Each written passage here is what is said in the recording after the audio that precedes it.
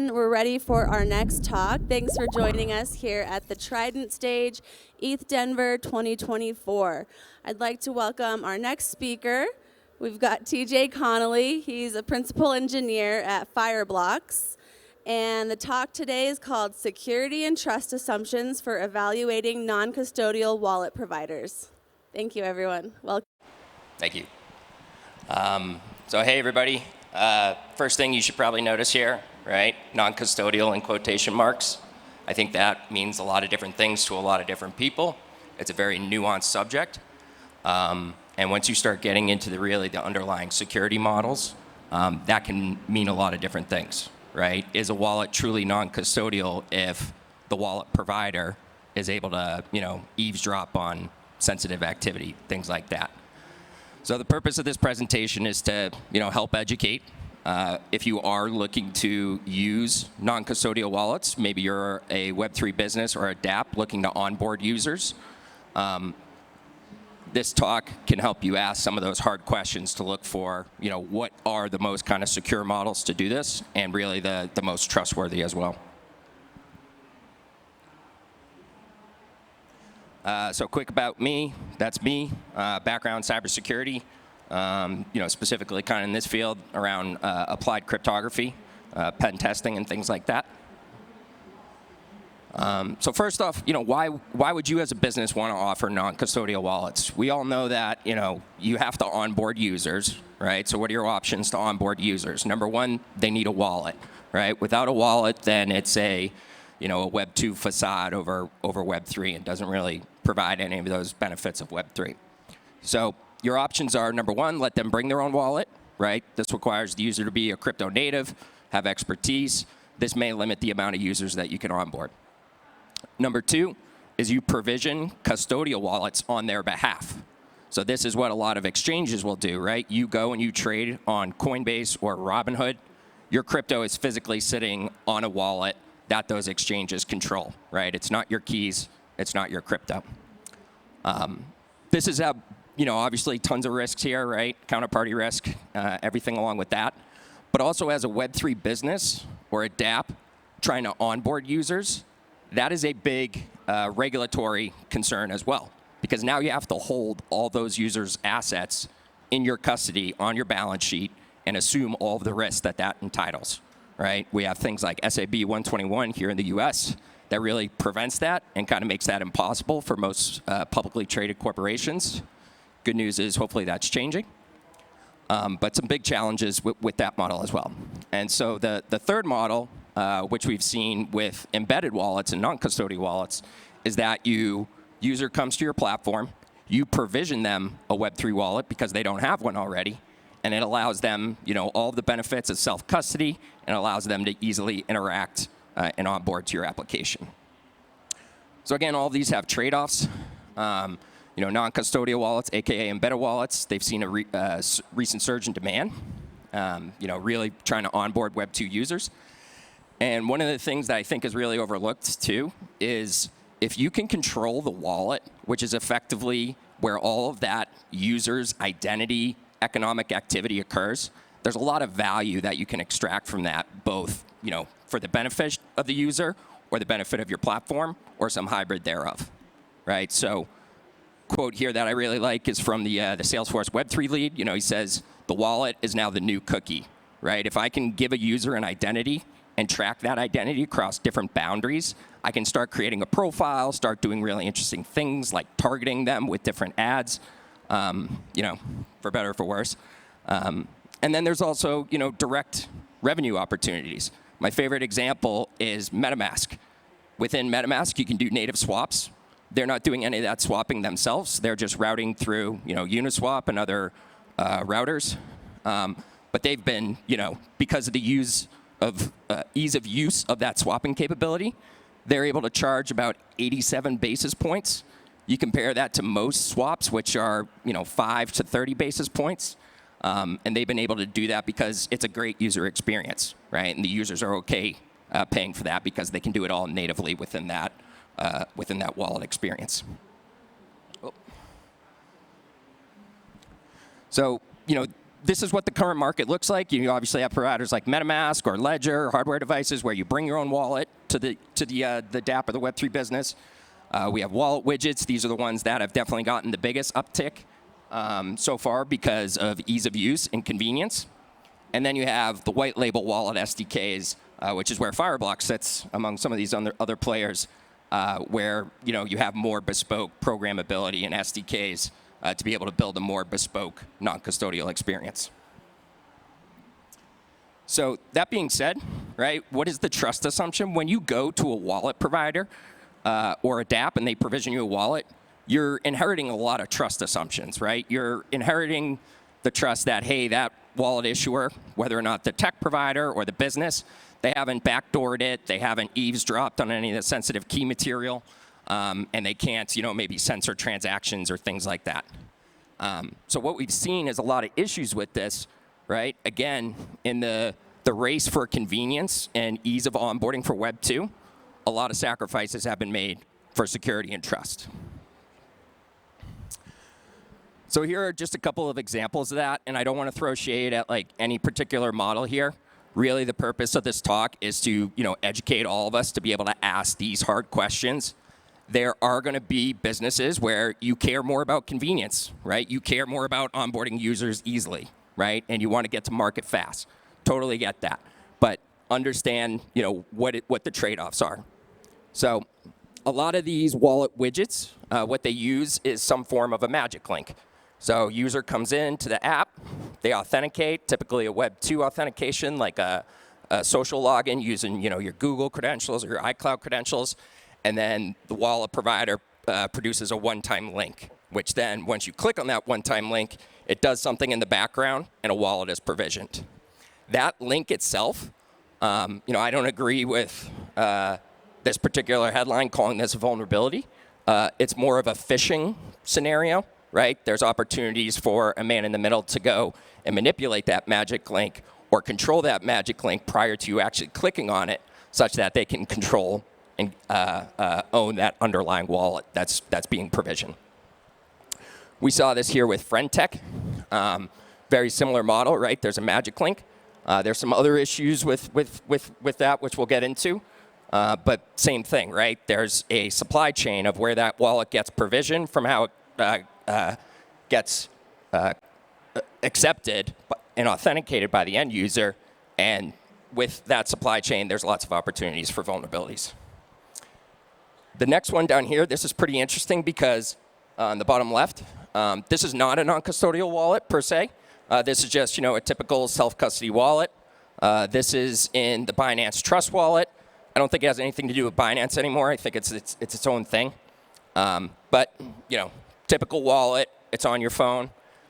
They found, a pretty severe vulnerability. This is in the NIST vulnerability database, and there's basically not intentional. There's a backdoor in one of the cryptography libraries that wallet uses, right? So what does that mean? Was that there intentional? Was it there not intentional? We don't know. It doesn't matter really. All that matters is that the seed generation on those types of wallets is now vulnerable, and the wallet issuer may or may not have been aware of that. The other one here is another supply chain type vulnerability, where you have fake wallets being listed in the app stores. Right? App stores are supposed to be these super secure walled gardens, but we found that fake wallets that have drained users' funds have actually been able to get through the Apple and Google security checks. So again, in the idea of education, right, I think everyone here, if you're looking at wallet technologies, you need to understand this, right? This is the private key and digital signature lifecycle. This is how accounts on blockchains work, right? This is how TJ on the blockchain is somebody different than Satoshi. So you have, 4 key components here. You have how the key is generated, how the key is stored, how the digital signature, which authenticates and authorizes that user, is created. And then lastly, this is where the blockchain comes in. The blockchain just says, yes, that's a correct signature. Use the correct corresponding public and private key, sign the correct data, and we'll go ahead and settle this transaction. So the attack vectors here, right? Every piece of that life cycle, that's happening within your wallet, right? So if I'm bad guy here, right, and I steal, your credentials to your laptop, you have MetaMask running there, right? I can go in and I can do whatever I want at that point, right? I have your password. I don't need to steal private keys or anything. I can just go and use MetaMask. Now, as the wallet provider, you also have insight into all of these different levels of activities, right? So as the wallet provider, you're generating the seed that then those private keys are generated from. You're storing those private keys in some form or fashion. You're also prompting the user to sign transactions that they authenticate with those private keys, right? So tinfoil hat, lots of opportunities here if you were a wallet provider to kind of take advantage of this. So, don't want to be doomsday scenario here. I think we can find a happy medium here between, being both secure, trustworthy, and convenient. Again, not a one-size-fits-all. You may find yourself as a business more focused on the convenience factor, less on the secure and trustworthy. Again, that's fine. We all have different objectives and goals. But if you are looking to build in this, really take the time to understand what those trade-offs are that you're making.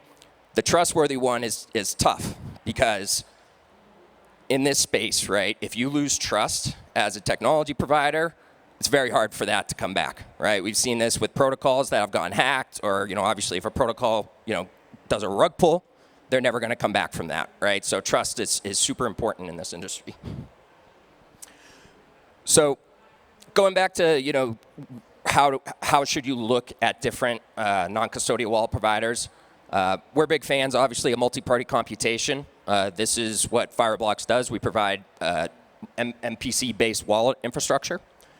Some of the other providers, generally, the kind of key architectures that you see is that the first one on the left where there's some cloud server, it's an AWS server, and basically the wallet provider is generating the key, in a secure enclave or in an HSM, and they're doing that on your behalf, right? This really isn't non-custodial because it's all happening on somebody else's infrastructure that you don't control, right?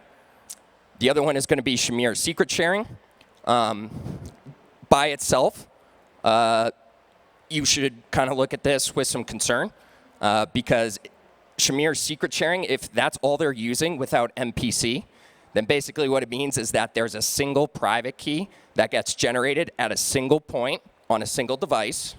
And again, that device could be, on their infrastructure, on your infrastructure, but there's still a single private key, and that's a single point of compromise. And so with multi-party computation, all of that key lifecycle that I showed you, that is done in a distributed manner, in a trustless manner. And I'll explain that here. So we have our private key. We have Alice, Bob, and Charlie. With MPC and threshold signature schemes, what it's allowing you to do is jointly compute a function over different inputs while keeping those inputs private. So in the example of a digital signature and key generation, right, we have to generate the key. Can we do that in a distributed manner? Can we store the key in a distributed manner? And then when it comes time to sign a transaction, can we do that in a distributed and trustless manner? This is useful in scenarios where no one trusts each other.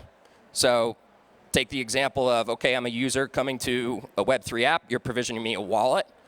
How do we create a trustless setup where I have really kind of the most important input into that key generation, but I still, can use other parties to help distribute that and make it more secure? So again, the full key life cycle here is that it can be generated and calculate the signatures interactively through these different multiple parties. And most importantly, the private key is never assembled in one place. And when implemented properly, all three of these pieces of key material here, this could be arbitrary. You could have a 2 of 2 MPC. You could have a 4 of 4 MPC. There's different models for that. But what the important thing to note is that if you're a bad guy, whether or not you're the wallet issuer and you want to backdoor the wallet, or you're compromising their infrastructure, you need to get all of those key shares in order to recreate the master private key, right? This is the concept of perfect secrecy. So also want to reiterate that with everything in security, there is no silver bullet when it comes to security. And MPC is definitely not a silver bullet. It is something to aspire to, and again, I think it's the best model to look at. But we found a couple of researchers at Fireblocks found multiple zero-day vulnerabilities in some of the most widely used MPC protocols out there: GG18, GG20, Lindell 17. These are prior implementations than Fireblocks' MPC CMP, if you're familiar with that. The vulnerability here is in that threat model, right? If you remember Alice, Bob, and Charlie. In those implementations, Alice here is actually a malicious party, right? So this might be the wallet issuer that's a malicious party. So we found about 15 different vendors whose implementations were vulnerable to this, where it resulted in total compromise of the underlying key material, right? So just a friendly reminder, right? And the underlying issue here was that a lot of those, again, they're very different compared to the different wallets, but generally speaking, a lot of them did not use required zero-knowledge proofs to basically verify securely that the key was generated correctly, they were stored correctly, and that the signature was generated correctly. If you do that in this trustless this multi-party environment, and you don't do that with also verifying and without exposing sensitive data to the network, then you're going to find yourself susceptible to these types of vulnerabilities. So again, friendly reminder, security should never be a commodity. This is what I see a lot. People say, oh, you're an MPC wallet, we got MPC, we're good. It should be more than just that. We got a firewall, we're good, right? It's more than that.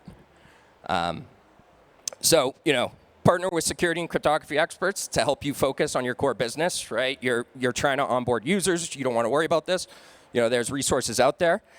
And when it comes to end users, right, this is something we didn't talk too much about, but if you don't understand those trust assumptions for your users and being proactive with addressing those, then, that can put you in a very challenging spot once that trust has been lost. Okay, so what about account abstraction? Yov did a great job touching on this a little bit. One thing to take away is that every account abstraction-enabled wallet requires to be deployed from an EOA, and an EOA may or may not be part of the signing scheme of that account abstraction-enabled wallet. So you want to make sure that, again, MPC, we think that MPC plus account abstraction is really the way forward. I call it a match made in crypto heaven. So that wraps it up. If you guys are interested in building with Fireblocks non-custodial wallets as a service, we have free sandboxes, so you can go and sign up. Don't have to put in any credit card information, anything like that. You can get in, start building, and you can find that right there on our website, noncustodialwalletdevelopers.fireblocks.com. Feel free to email me directly if you have any questions or need any help, and thank you very much.